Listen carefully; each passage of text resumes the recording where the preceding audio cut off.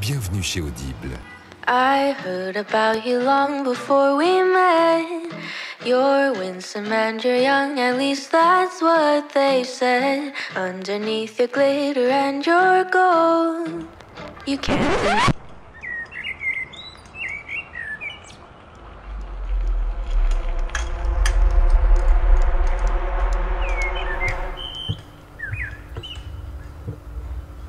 Simon ? Oui. Est-ce que c'est toi qui as coupé l'eau ? Non. Crise sans précédent touche la France, une crise de sécheresse qui touche les régions de l'Occitanie, de la Provence-Alpes-Côte d'Azur ainsi qu'une partie de la Nouvelle-Aquitaine. Il n'y a plus d'eau dans les robinets et ce depuis ce matin 10h. La situation devrait revenir à la normale d'ici 48 heures selon les autorités, mais rien n'est moins sûr. Pour voir la suite, eh bien lisez le livre audio. Bonjour à tous et bienvenue dans Un livre dans l'oreille. Aujourd'hui on va parler de Dry qui a été écrit par deux auteurs différents qui portent le même nom, Neil et Jarrod Chesterman, et il a été lu par deux personnes également, Karl Line Heller et Pierre-Henri Prunel. Le livre dure 10h20.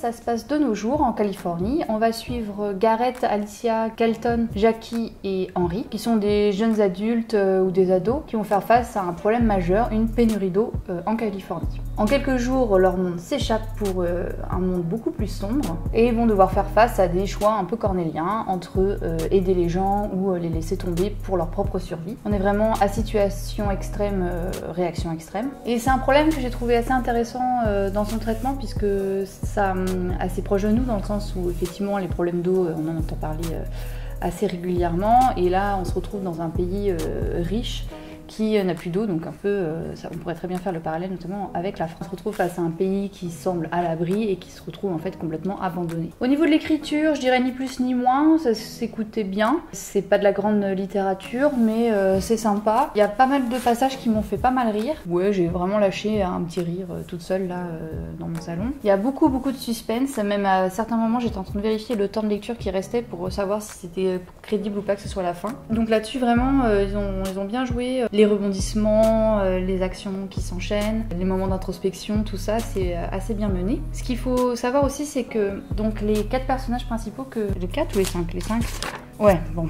Les 5 personnages principaux que j'ai nommés au tout début, là, donc on a Alicia, Kelton, Garrett, Jackie et Henry. En fait, vont chacun avoir voix au chapitre. On va avoir un récit à la première personne pour chacun d'entre eux, à un moment donné ou un autre, ça c'est sûr et certain. C'est assez sympa de voir leurs différents points de vue. Ils ont très bien fait les choses de telle sorte que ça ne se croise jamais en fait les récits et qu'on est tout le temps sur faire avancer l'histoire. Lorsqu'ils vont dire qu'ils ont traversé tel ou tel endroit, le chapitre suivant va reprendre à ce moment-là. Ils vont pas reprendre tout le trajet qui a déjà été fait, on continue d'avancer. Un autre point qui était intéressant aussi, c'était des arrêts sur image comme ils l'appellent. Ils vont prendre des instants de vie de ce qui se passe à différents endroits de la Californie au moment de cette pénurie pour mettre en avant un personnage qui va prendre une décision souvent bénéfique pour les autres autour de lui. Il y a quelques passages où en fait on finit par les recroiser, ou alors il y a un petit clin d'œil sur le fait qu'à un moment donné il y a une femme qui est dans un hélicoptère et en fait on se retrouve avec Alicia, Kelton, etc. et ils voient un hélicoptère passer, donc on peut soupçonner que c'est la même personne. Voilà. Il y a parfois un croisement de chemin et parfois pas du tout, ce que j'ai trouvé assez sympa aussi.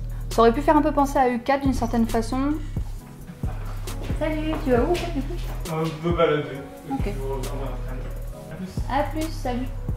Du coup, qu'est-ce que je disais ? Il y a de fortes chances que Simon revienne parce qu'il va avoir oublié quelque chose. Vous allez me détester. J'en étais sûre à 100%. C'est marrant parce que moi aussi j'étais sûr que j'allais revenir sur leur nom, je sais pas quand même. Bon, il pourrait encore avoir oublié un truc. Donc du coup, ouais, voilà, donc ça pourrait faire penser un peu à U4 sur certains points de vue. Parce que voilà, c'est une écriture à 2 mains et U4 est une écriture à 4 mains, même si chacun a son propre roman dans U4, alors qu'ici ils ont vraiment mêlé leurs mains sur le même roman, et qu'on a cette pluralité de points de vue qui est assez intéressante. Cependant, j'ai trouvé quand même que U4 était plus qualitatif au niveau de l'écriture. Mais voilà, après c'est vrai qu'on se retrouve aussi dans un environnement de survie, tout ça, donc on est dans le même état d'esprit, on va dire. Au niveau de la voix, alors au début j'ai failli arrêter parce que plusieurs choses.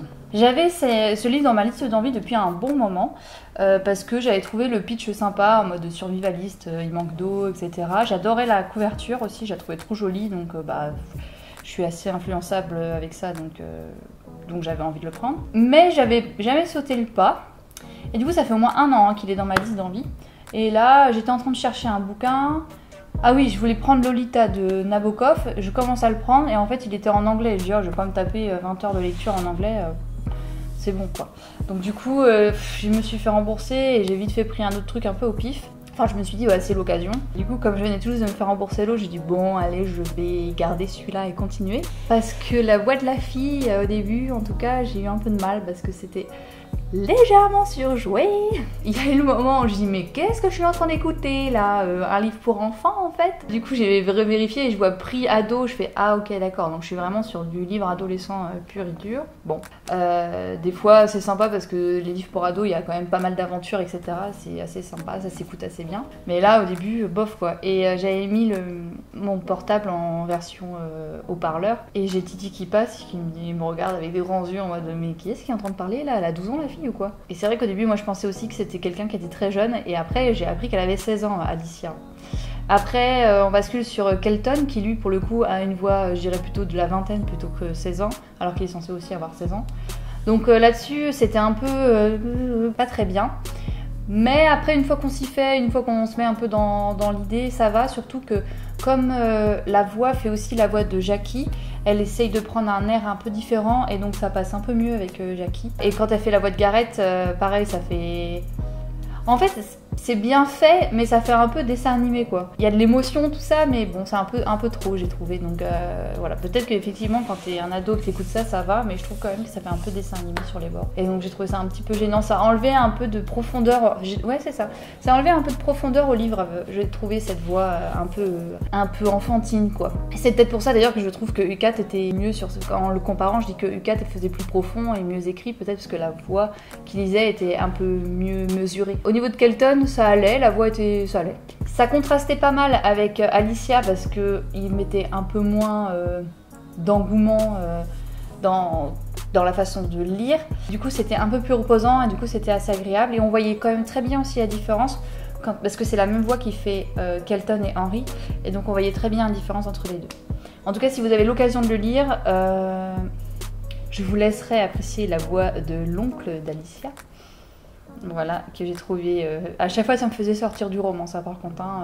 Mais bon, ça c'est quand même écouté. J'ai écouté jusqu'à la fin et j'ai quand même bien apprécié la lecture et tout. J'ai bien aimé le sujet, tout ça, donc ça a pas mal compensé. Mais c'est vrai qu'au niveau de l'interprétation, j'ai trouvé que c'était pas la meilleure que j'ai écoutée. Au niveau du taux de concentration, on va être sur du casque de vélo. Littérature pour ados, des fois, je trouve que là-dessus, c'est pas mal. Bon, il n'y a pas besoin d'être bien concentré pour pouvoir comprendre ce qui se passe. Et puis les actions s'enchaînent, etc. Donc il y a toujours plein de rebondissements, donc c'est assez facile à suivre. En même temps, ces rebondissements ne vont pas forcément impacter le grand fil rouge de l'histoire, sauf à certains endroits bien évidemment. Dans l'ensemble, ça s'écoute plutôt très très bien. D'ailleurs, c'est ce que je racontais à Simon. Ce qui est un peu dommage, c'est que je trouve que les livres qui sont le mieux écrits, qui sont, je trouve, les plus forts, tout ça, des fois ils sont un peu chiants à écouter, parce qu'il faut beaucoup se concentrer. Tandis que les livres qui sont moins bien écrits, etc., voilà, un peu tranquilles à écouter, ils s'écoutent facilement. Et c'est parce que aussi je pense que c'est lié au fait que quand on écoute un livre audio, souvent on fait autre chose. On est rarement hyper concentré.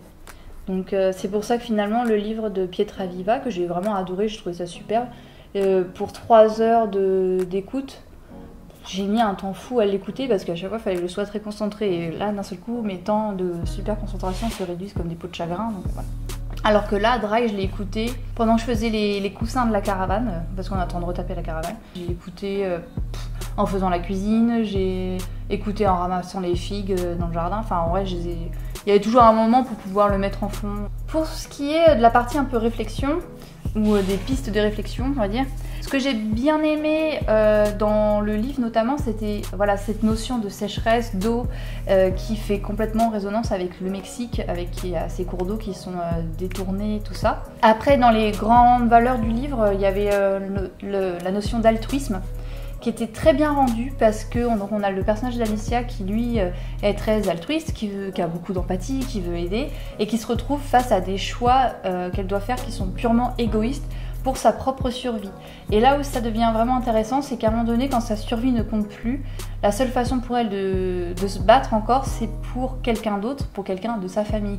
Donc en fait, dans une situation extrême, ce qui est intéressant dans le livre qui ressort beaucoup, c'est le côté aider les autres, ok, mais d'abord moi, et si j'ai plus la foi de vivre, ça va être le groupe restreint de la famille qui va agir comme un clan, comme une sorte de mini-tribu. On va avancer ensemble pour les uns et pour les autres, et on va se réunir en petits groupes, en petits comités pour se protéger en fait et essayer de survivre au maximum. Et les actions les plus impactantes qu'ils vont faire, qui vont vraiment aller à l'encontre de toutes les valeurs qu'ils pouvaient avoir jusque-là, à chaque fois ils le font pas pour eux mais pour quelqu'un d'autre. Alors que si ça avait été pour eux, limite ils auraient lâché l'affaire. Donc j'ai trouvé ça assez sympa de le mettre en avant comme ça. Voilà, c'était mon petit avis sur Dry. Je vous conseillerais peut-être plus de le lire que de l'écouter, du coup, à cause de la voix que j'ai trouvée un petit peu gnangnante. Cela dit, ça s'écoute quand même très bien, c'est assez rigolo à écouter. Ça me porte à réflexion. De nombreuses fois pendant la lecture, je me rendais compte que j'avais très soif et j'avais l'impression qu'il n'y avait pas d'eau. Et c'est une pensée qui est quand même assez angoissante. Ça change un peu le regard sur tout ça, je trouve. Enfin, ça éclaire. En ça, j'ai trouvé que le livre était vraiment très bien. Alors, j'ai pas compris parce qu'ils parlaient à la fin, au niveau des remerciements, ils ont dit merci pour le film, machin truc. J'ai regardé pour voir s'il y avait un film, mais en fait, bah non, il n'y en avait pas. Donc, suite à mon introduction absolument exceptionnelle, peut-être que je pourrais faire l'actrice principale. Voilà, je suis tout à fait crédible dans ce rôle. En tout cas, je vous dis à très bientôt pour une prochaine vidéo d'un livre dans l'oreille.